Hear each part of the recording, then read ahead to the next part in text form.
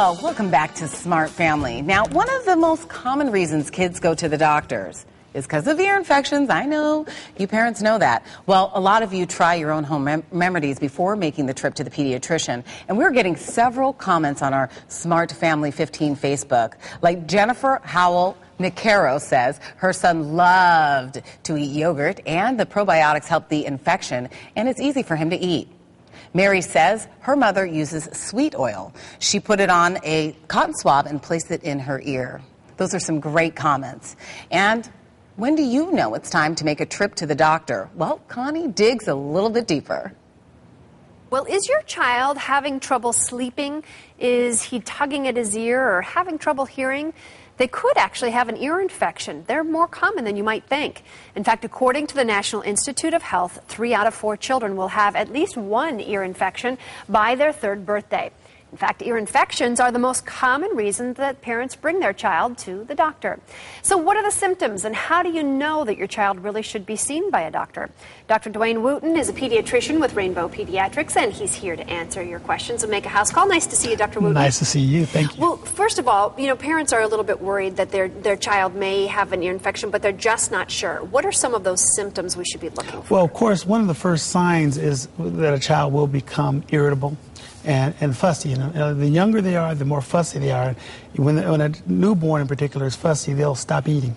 Oh, okay. So parents will come say he won't or she won't eat, and she's fussy. Yeah. That's a hallmark sign of looking in those ears. What sometimes people get confused with is the pulling at the ears. See, the smaller children don't really pull at their ears when they're hurting, because they hurt too much. Yeah. The number one reason small children between 6 months and 18 months pull at their ears is they're teething. And their ears itch, that's all. But if you think about it, if your ear hurt, you wouldn't want to have to do that sucking motion. Exactly.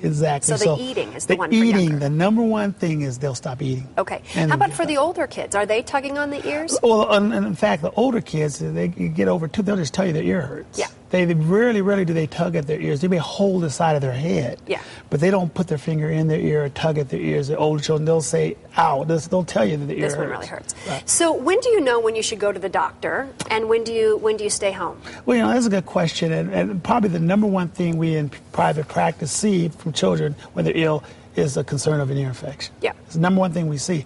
I tell parents this, if a child is saying that their ear hurts, then by definition you should bring them in. Okay. If it's a smaller child and they're irritable and you can't figure out why, and they don't have a fever at all, and you can't console them, then you should bring them in anyway. Okay. So what kind of treatment are we looking at then if we're at home and we aren't bringing them in, just to begin with? The biggest thing is to just make sure they suck and swallow. In other words, they drink from a bottle or the nipple, and they take their food without being nauseated or vomit. Yeah. Because again, pain in small children will cause them to get nauseated. Okay. That's one, again, a telltale thing for a parent. So we just have a few more minutes here. Do you always need an antibiotic with this? Very good question. The American Academy of Pediatrics a few years ago came out with the fact that about 30 to 40% of all children who are diagnosed with ear infections, middle ear infections, do not really need antibiotic therapy, that the body will heal it on its own. Okay. Unfortunately, most of my colleagues will not look at a red hot ear and knowing a child has been up all night screaming and say, well, this ear is infected, I'm not going to use antibiotic therapy. They're going to treat it. Okay. So there's a lot of concern with non-treating. Okay, so the bottom line is give a little bit of Motrin, something like that at home, see if you can get rid of it. If you can't, you're into the pediatrician. They'll probably give you antibiotics. Exactly. Okay. And then is there anything we can do to prevent ear infections real quick? If you're nursing, for instance, if you have a small baby, don't prop a bottle in a baby's mouth or have the baby horizontal while you're feeding them on the breast. Okay. Always have the baby at about a 45-degree angle because your eustachian tube connects with the middle ear from the mouth, and it's a straight beeline from the middle ear right to your mouth. So that's one of the keys you can do to prevent ear infections in small children. Love that. All right, Dr. Wooten, thanks for being here and making a house call to Smart Family. We appreciate it. My pleasure. All right.